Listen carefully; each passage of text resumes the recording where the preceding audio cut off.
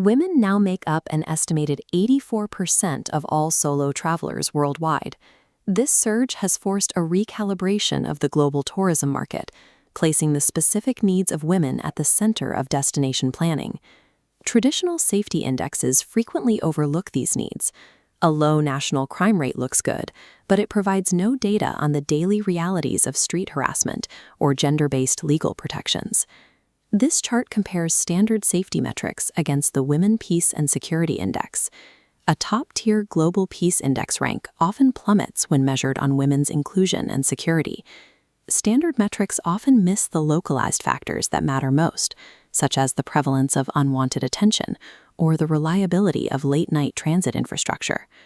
Identifying a safe destination requires looking past broad crime statistics. You have to find the actual structural protections a country provides for women traveling alone. This research framework notes the risks solo female travelers navigate, dividing them into physical, psychological, and structural categories. Psychological risks often influence travel decisions more than physical dangers. Maintaining vigilance is incredibly taxing. We also consider external constraints. The structural tier focuses on barriers like unsafe transportation. A frictionless environment minimizes these barriers through well-lit pedestrian zones, reliable English-speaking staff, and predictable logistics. Avoiding these risks creates a central trade-off. Ensuring structural and psychological safety often requires paying a high financial premium. In Tier 1 destinations, these environmental and social risks are significantly lower. These countries have invested in systems that allow women to move independently with minimal friction. Taipei is a prime example. The city's 24/7 convenience store network provides a chain of brightly lit, staffed safe havens on almost every block, accessible at any hour. Japan takes this further with purpose-built infrastructure. Dedicated women-only transit carriages are common on major lines, providing a space specifically designed to prevent harassment. Then there's Iceland, which holds the top spot on the WPS index.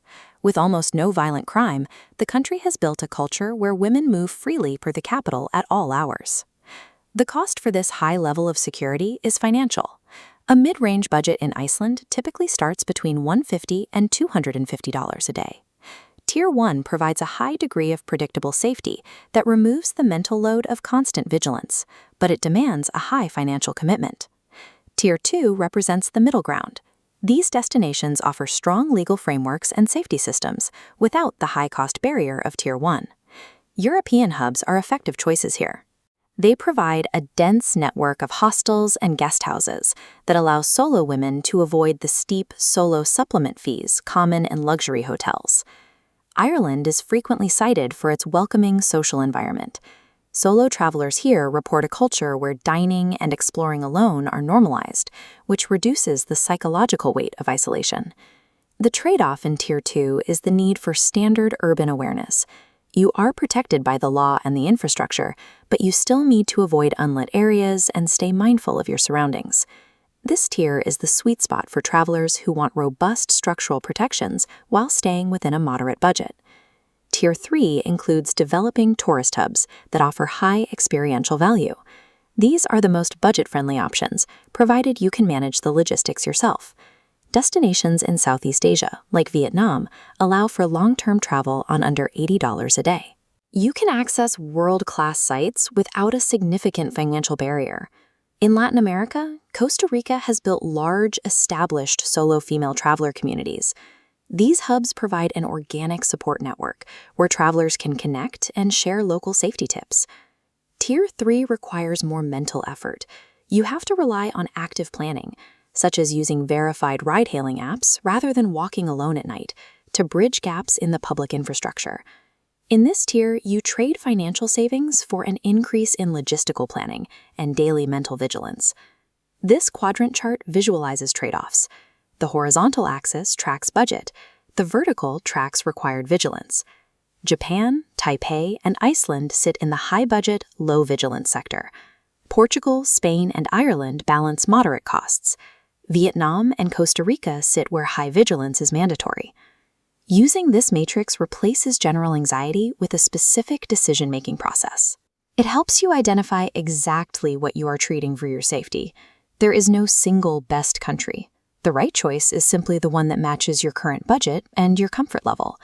For an anxious first-time traveler, Tier 1 destinations build confidence. The infrastructure handles the difficult logistics for you, while you adapt to traveling alone. If you are looking for the best value, Tier 2 hubs provide strong structural safety without the financial penalties of more expensive nations. For experienced travelers, Tier 3 allows you to extend your journey significantly, provided you have the skills to manage your own security on the ground. Matching your resources to your risk tolerance allows you to move through a foreign city with clear intent and minimal hesitation. Safety in solo travel is the result of systemic planning. When you replace broad fears with data and calculated choices, you gain the freedom to explore the world on your own terms.